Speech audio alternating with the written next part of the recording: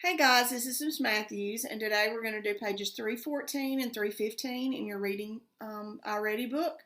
So let's get into page 314. Remember, we've been talking a little bit about drama and plays, and let's remember some of the words we talked about yesterday. We talked about stage directions, dialogue, cast of characters, setting. So as we're going through our little play today, we're going to be thinking about some of those things, and then we're going to complete a chart on 315 that's going to go along with our play. All right, so our play today is called Where's My Mummy by Silas Johnson. And you notice to the side, they have all the lines. Sorry guys, I hit my camera. They have all the lines numbered for you, okay? And that's going to come into play because that's going to help you later. All right, look down at the bottom where it says close reader habits because it tells us to do something. It says, as you read, we're going to underline the stage directions for Wilbur. Think about how the stage directions help you understand what Wilbur does and how he feels.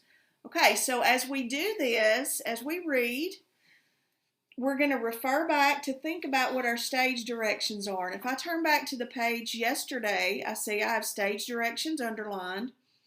And remember, your stage directions tell the actors how to act and speak or what should happen on stage.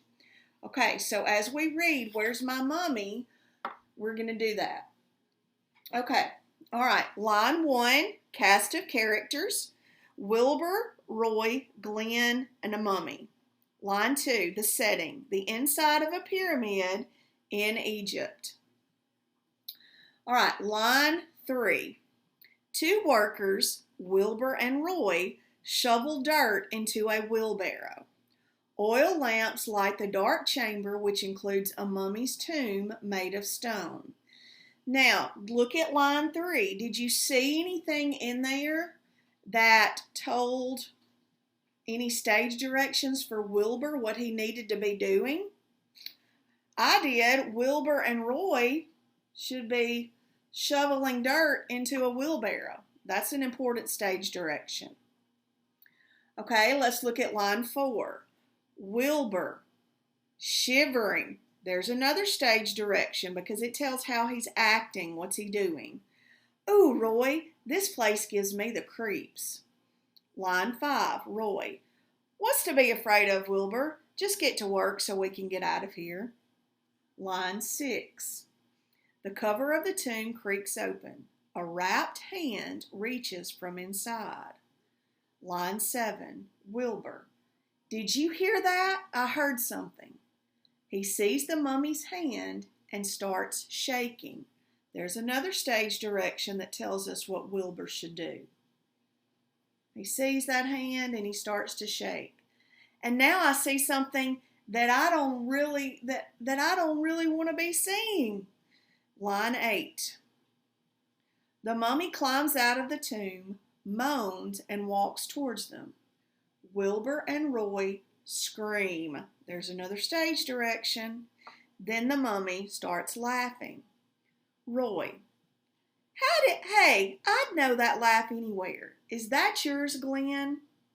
Line 10. Glenn, unwrapping his head. Pretty good costume, don't you think? Roy. Not bad, but what did you do with the real mummy? Line 12. Glenn. What mummy? There was nobody in there. Line 13. Just then, a mummy walked slowly towards them from the shadows. Wilbur, Roy, and Glenn scream, turn, and run. So there's another stage direction. It told us something that Wilbur needed to be doing. So let's look on page 315 at our chart. Okay? And if we look up at our directions, it says, how does your knowledge of structural elements in dramas help you understand what happens in Where's My Mummy? Use the chart below to answer these questions. How should Wilbur perform his part? Which structural elements help you understand this? All right, and they've given us an example, and they give us the lines to look for. That's why we went through and we underlined some things, okay? All right, so let's look at line 4. Details from the text. We know that he was shivering. What Wilbur should do. Wilbur should act scared. If you're shivering, you need to act scared, correct? And we know that that is an example of stage directions. Okay? All right, let's look at line 7. They've given us some details, and they even told us what structural element it was. So let's look at our details. It says, did you hear that? I heard something. And we know that's dialogue. So when Wilbur hears this, what was he reacting to? What was he reacting to? Sorry, guys, it pops up occasionally, y'all know. What was he reacting to? He was reacting to that scary sound, wasn't he? Wilbur reacts to the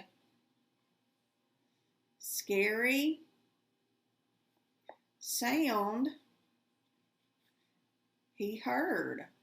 And that's an example of dialogue. When he said, did you hear that? I heard something. What Wilbur should do, he should react to the sound that he heard. And that's an example of dialogue. Okay, so let's look at line 7 and line 8. Okay, these are totally going to be on their own. They're not going to help us out with these. So let's look at line 7. Let's go back first and let's see if we underlined anything in line 7. If I go back to line 7, I see that I underlined something. I see that I underlined some stage direction. So I'm going to go ahead and I'm going to fill that in over here in my chart, because that's the easiest. If you know it's a stage direction, fill that in because we've already got it underlined. Okay, now let's look at what stage direction I underlined. I underlined he sees the mummy's hand and starts shaking. He sees the mummy's hand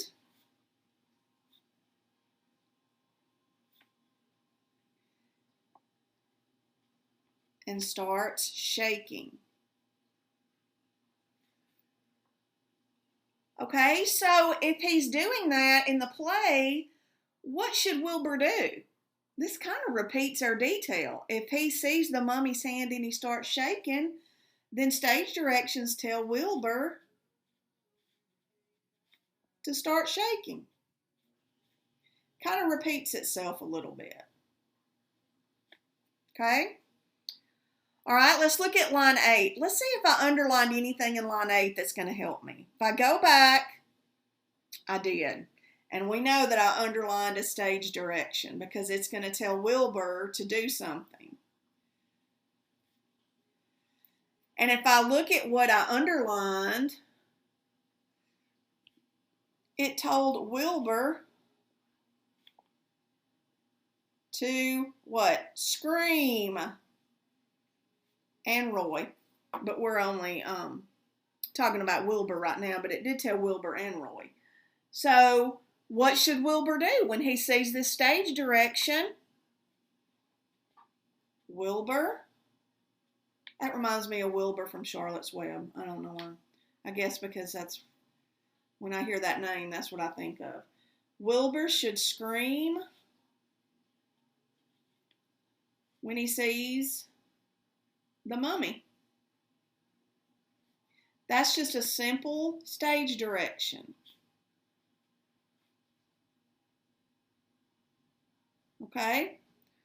So, if you go back and you look at these structural elements, we had 3 stage directions and we had 1 example of dialogue. Now, let's go back to our passage and let's look for those other 2. Okay? Remember yesterday, we had our cast of characters, our setting. We talked a little bit about stage direction today, dialogue, the script. Remember, the script is just the written text. That's all it is. But let's see if we can find our cast of characters and our setting.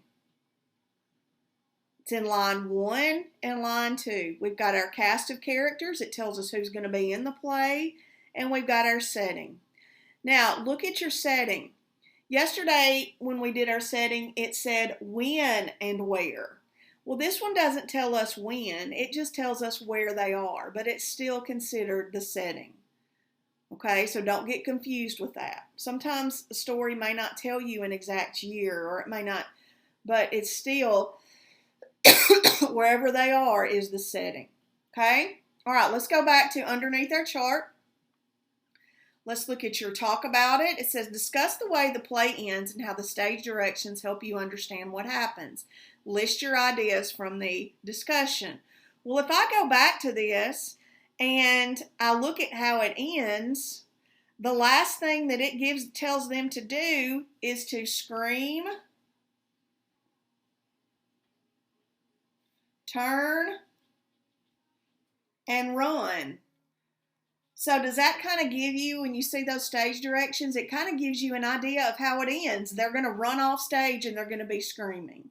So that just kind of, that's the way the author left it, to kind of give you an idea that they were scared, they were running, and they were turning to get out of there. So that's what they were going to do.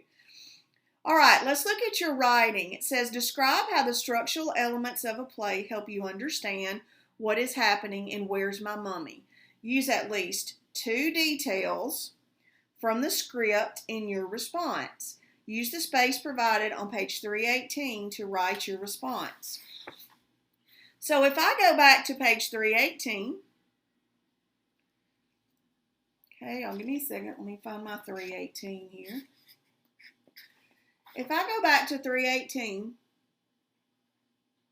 I want you to tell me 2 things that describe how your structural elements of a play help you understand what is happening. Use at least 2 details. So you could talk about the setting. You could talk about how the setting adds to the story. Okay, if you go back to your setting, they were inside of a pyramid in Egypt.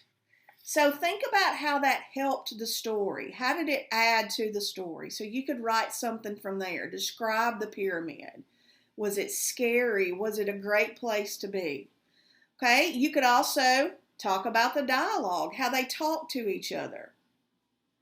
Or an easy one would be stage directions, because we did a lot of stage directions today. So you could do that one as well. How did those stage directions add to the story? When they told Wilbur to scream, or when they told him to run, how did that add to the story?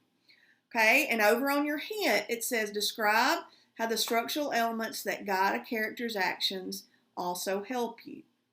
Okay, but remember to include at least 2 details from your story. Okay, talk about 2 things. Remember, I tell y'all to support it. You got to have something to support your writing. Okay, all right. I will see y'all later, and we will do our next lesson, which will be the lightning tantrum, and we'll do that one. I'll do that one for you, and it'll be up later on. Okay, all right. See y'all later.